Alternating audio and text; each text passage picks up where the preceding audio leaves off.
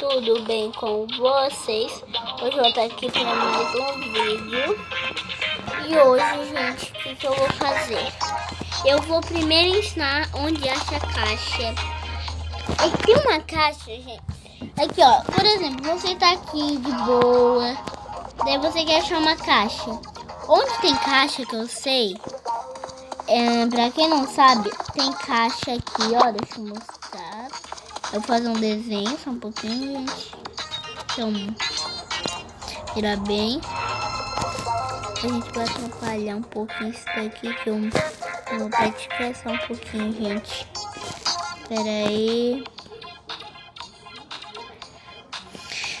Se vocês pegar e fazer, sabe aquela corridinha lá, ó? Aquela que vai pulando, vai pulando, vai pulando. Daí tem uma caixa no rabo daquele bicho ali, ó. Naquele rabinho ali, ó. Daquele bichinho. Entendeu, gente? E daí, gente, também tem uma caixa aqui, ó. Eu já peguei essa caixa. É da loja VIP. Você vai vir aqui e vai pular aqui. Daí aqui atrás que vai estar a caixa. Também tem um caixa em outro lugar, gente. É tanta caixa, gente, que eu já achei, hein? Tem caixa aqui, ó. Também. Pra quem não sabe, gente, você vai ter que pegar energético, porque na pizzaria. Um dia vai ter uma caixa aqui girando, gente, tá?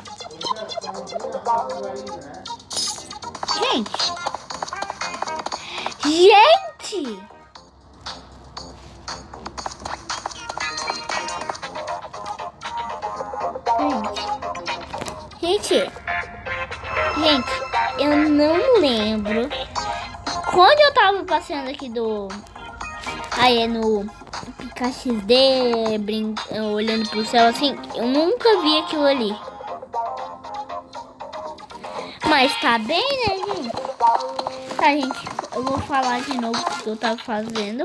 Ó, um dia vai ter uma caixa aqui girando. Um dia, tá, gente? Vai dar uma caixa ali girando. E também tem uma caixa, gente, eu já peguei ela. Ela tava ali, naquele planeta ali. Naquele planeta ali de Saturno. Saturno, não sei se é Saturno, mas é desse aqui, ó. Desse planeta aqui. Daquele planeta.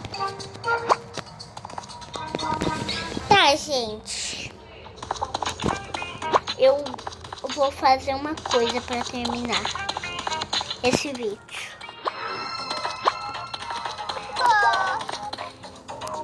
Gente,